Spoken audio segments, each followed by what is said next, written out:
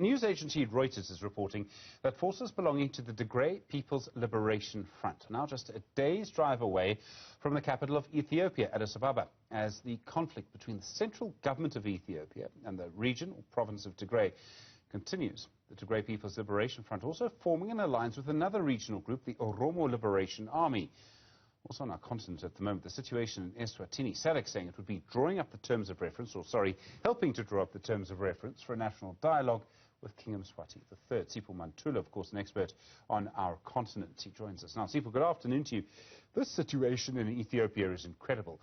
How did it go from the Ethiopian central government appearing to make progress, their army making progress? Suddenly, it seems, an army may be advancing on the central capital. Afternoon, SG, and even to the viewers. I think what we can pick up from this current crisis, you will recall even the viewers that yesterday marked 1 year since this conflict erupted in the northern part of Ethiopia in Tigray and next to Eritrea. But if you look at the current challenges, this week we saw the lifting of the state of emergency. We saw the issue now as we are speaking. Many citizens flocking into the national stadium of Addis Ababa to do one thing, Stephen, defend the capital city, which, if I can tell you, is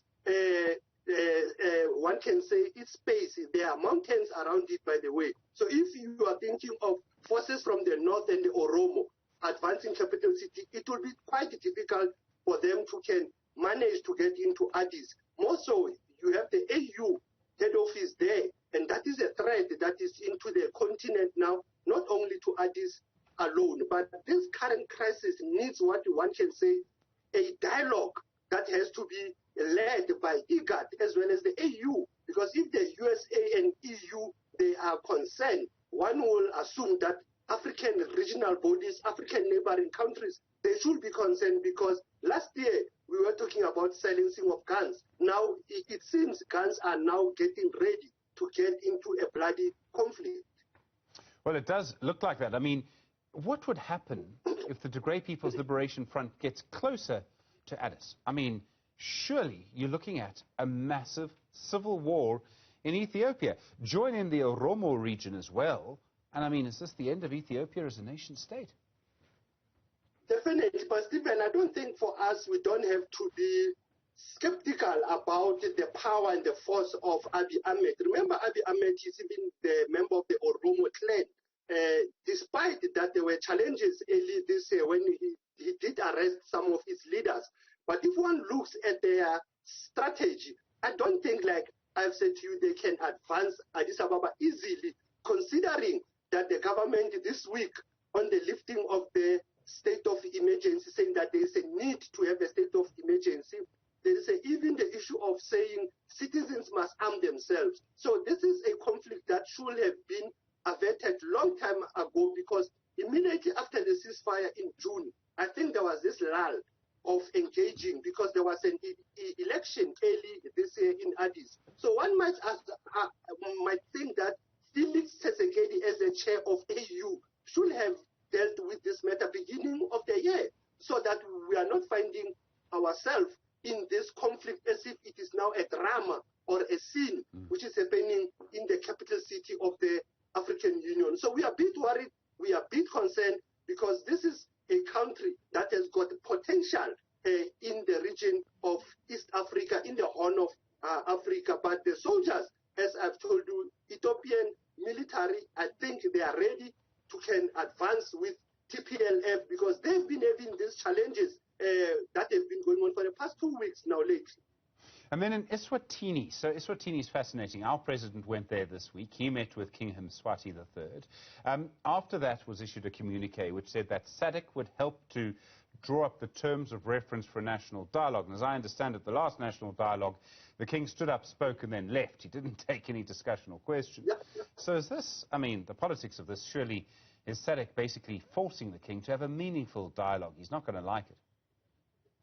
Correct, Stephen, but others are saying that this second attempt by the chair of the Troika, as you know, that before he became the chair of the Troika, Gaborone was leading it in July, and even for the last week when President Ramaphosa sent the then former minister Jeff Radebe and this week going with the minister, Naledi Pandor, one might assume that he was just hearing the notes and looking at pushing for this national dialogue, which the way you have said, it is under Sibaya context, and in the Sibaya, not every subject can speak, but I think they are trying to now pursue the royal family and the king, that there is a need for the meaningful dialogue, more so that there are many challenges, there are many human rights watch reports that are coming and asking for further probe into what has happened in Eswatini since May until now. So one might look at either the SADC is not reacting positively to the needs of the civil society or to the ordinary people.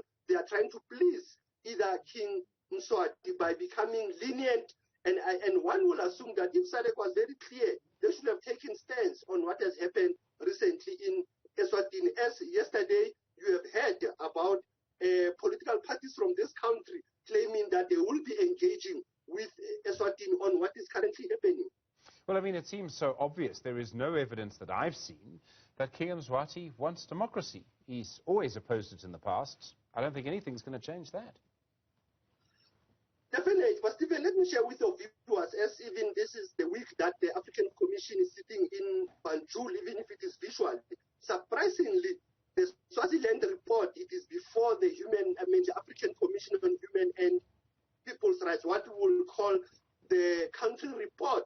And that country report dates back from 2005 until now, meaning they've not been reporting to the African Commission. Now, Democracy Project, even if you look at their own constitution, there is this myth that they are claiming that Swaziland, it is democratic, and Swaziland, it is allowing political campaigns for people to can go for positions. But if one looks at what has happened so far, they've been lamenting on the issues even around the prime minister. They've been lamenting on political activism in that kingdom. So one can look at this project of democratizing the region, that you are still having pockets of resistance from the monarchy, pockets of resistance even from liberation movements who are too lenient to their neighbors and even to their friends. Because one would have thought that the SADC will have acted in solidarity with the people who have lost their loved ones, people who have been beaten, arrested so far. So the democracy project in a constitutional monarchy, it is something that we need to deepen and review constantly. Sipho Mantula, as always, thank you so much more to talk to about both of those stories, Ethiopia and Eswatini.